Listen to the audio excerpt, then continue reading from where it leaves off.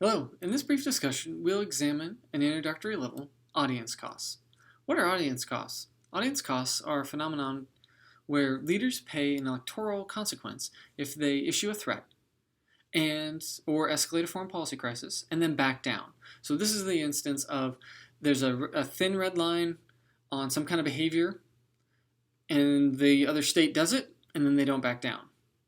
Now, I won't use the parenting metaphors that I consistently do as it relates to this, but this is also applicable in other areas of human engagement.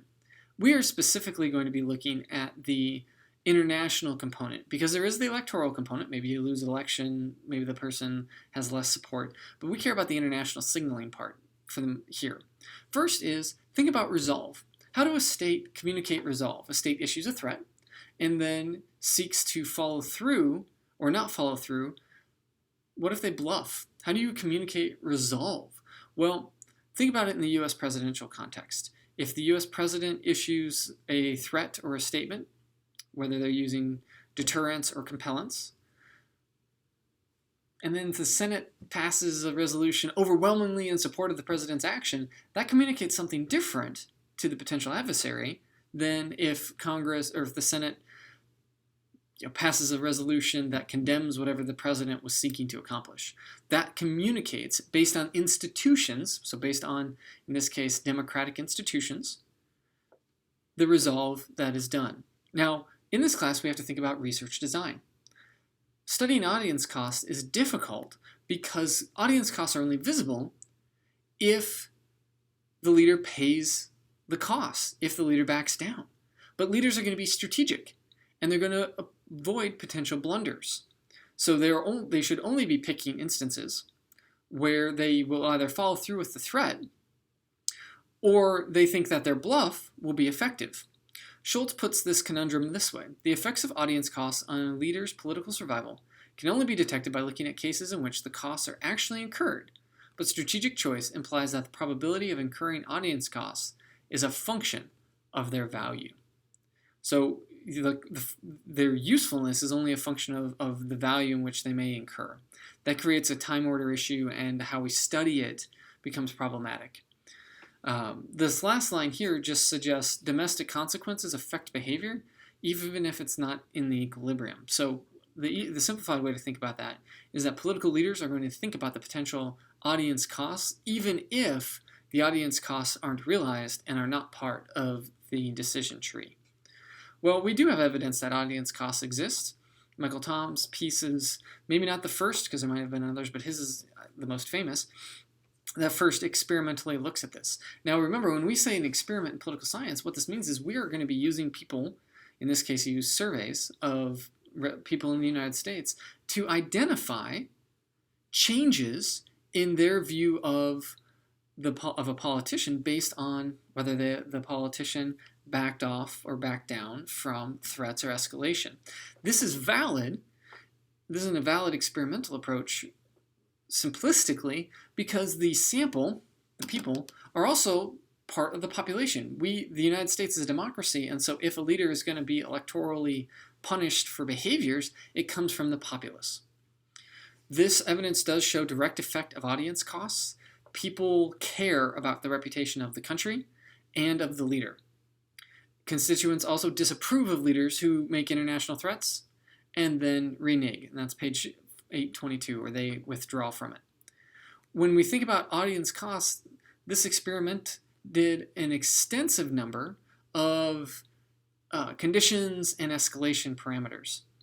Now, one of my absolute favorite pieces, and partly because I got to see her present it, and it was just very impactful presentation in graduate school, was Jessica Weeks' piece. Well, she didn't present this one, she presented something else, but this is one that came from it, that democratic governments typically are ascribed audience costs. Why? Because the population determines the electoral outcomes. What she shows is that audience costs can also apply to autocratic regimes if three conditions basically hold. First, that domestic political groups can and will coordinate to punish the leader. So it is possible to remove the leader based on the elites. Next is whether audience view backing down negatively. So audience costs have to view these negatively. Next is whether outsiders can observe this. Okay, so that's an important one with autocracies because there's no free press. And what she found is that democracies have no advantage if elites can solve coordination dilemmas, and the possibility of coordination is observable to foreign actors. Okay, so let's rephrase that. If you live in a total dictatorship, like North Korea, where it is a personalist regime with a cult of personality as well as military protection of the leader, audience costs may not apply, right? And because we're not sure that the elites can remove a leader of North Korea effectively without major instability. But if you are a single party regime, so you have political parties, there might be some kind of voting kind of thing, but for the most part there's one party and it governs the country, like China, arguably like Russia, and you can observe what's going on, that country can communicate, resolve as effectively as a democracy. Now, to put that in context, think about this as it relates to the United States, China, in great power struggles. Both countries can arguably, because of her work, not because of her work, that's the wrong way to say the science, her work demonstrates that single-party regimes like China and democracies like the United States, their messages carry credibility. That can impact negotiation and the interaction on the international stage. Fascinating piece. Okay. One of her and Michael Tom's newest pieces looks specifically at electoral interference. And I think given the 2020 election and the facts that electoral interference is not new, both the United States conducting it and the United States being exposed to it, this isn't new. It did get a lot of press in 2016. I mentioned this on a podcast. An author's coming out with a Cambridge University Press or Oxford University Press book specifically analyzing Russia and the United States electoral engagement in the Soviet Union before Russia. Fascinating amount of back and forth. And so this piece, I think, is timely because it looks at partisanship and how people are willing to accept or not accept international intervention in U.S. elections. And what they find is that partisanship matters for how you think about foreign intervention in the United States election. It doesn't matter, I shouldn't say it that way, even modest forms of intervention generate a response in the public. So this again is based on surveys of residents in the United States or voters. I didn't actually read it that closely to know. It's usually just residents of the United States for all this because we want a representative sample, but don't hold me to that. We think through what they find. Americans are more likely to condemn foreign involvement, lose faith in democracy, and reject reject retaliation when foreign powers aid their own party. Wow. Think about that conclusion. Russia can be effective in its interference, and this is actually what the author of the book found and makes one argument, that foreign intervention in the United States can be effective regardless of who wins an election because it undermines your faith in democracy and, depending on if it supports your candidate or not, will influence whether you want to retaliate. Right? Americans also typically reject military response to our electoral interference, regardless of political party targeting. Think about that. So this is almost a way to interfere in the United States, short of war or escalation, without the American public wanting a militarized retaliation. Now, obviously, I'm not advocating for that in any context, but it's important when we think about resolve and we think about engagement to think that, is this an act of war? Is interfering with a democracy's electoral process an act of war? Well, it could be the case, or it could not be the case. Some of this might be country specific. The book that I mentioned I haven't read the book yet because it's not out, is from a podcast called Intelligence Matters. I strongly encourage you, if you care about foreign policies, to listen to a few of these or find a foreign policy podcast that you care about.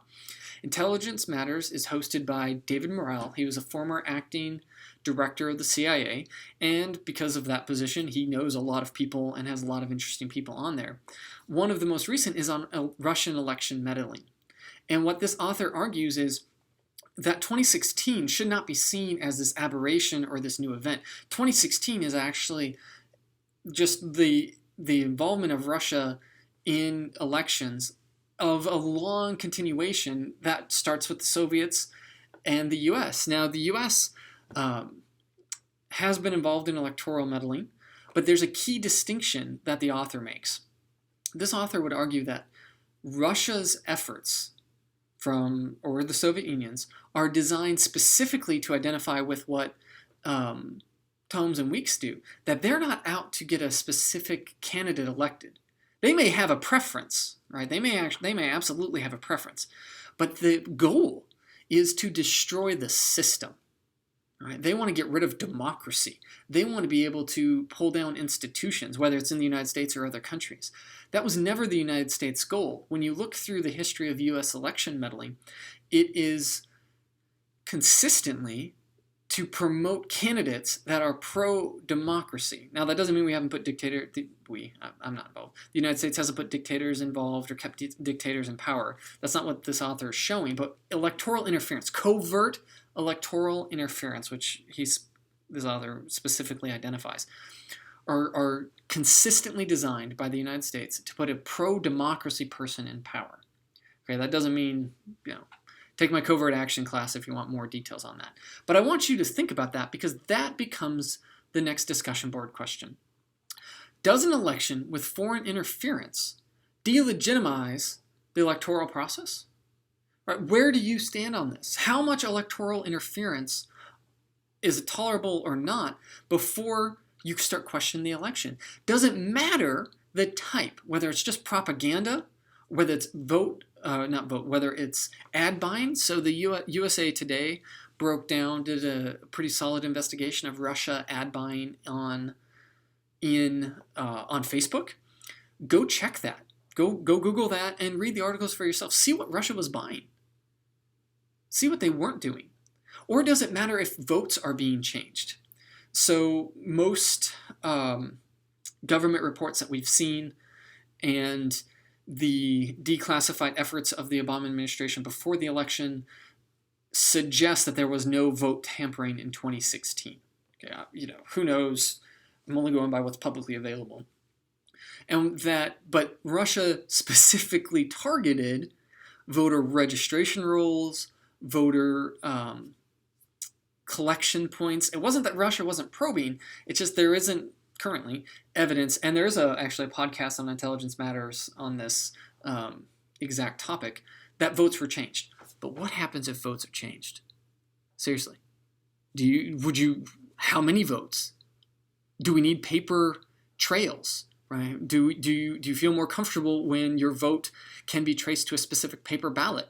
Many states don't have that. What are the implications of this? How does that influence your opinion? And I want you to think critically about this because electoral meddling is not new. It is something that has to be addressed. And if you listen to a couple of those podcasts on Intelligence Matters, I'd really like your thoughts on how far or not far the United States has come in trying to prohibit, in this case specifically Russia, election meddling. Okay, that's a discussion board post. So take that question, post it into the discussion board, and answer it. Okay, so what are the conclusions? This is super vague. Scholars investigate audience costs. We know, I would argue, that there's substantial evidence that it exists and it's meaningful, but we still have so much to learn about its consequences and when it applies. It does matter for the United States. We can think of presidents who have issued red line consequences and then not followed through with them and faced popularity declines. I'm not sure if we've seen a president issue a threat and then lose an election. And more importantly, would it only be that threat that cost that person the election, especially at the presidential level? It'd have to be some kind of powerful threat and back down. And then finally, what are the long-term consequences for election meddling if there's both an audience cost and involvement? All right, so I went a little bit long, 2 minutes longer than I wanted, but I hope you take time, review it. Thanks for listening.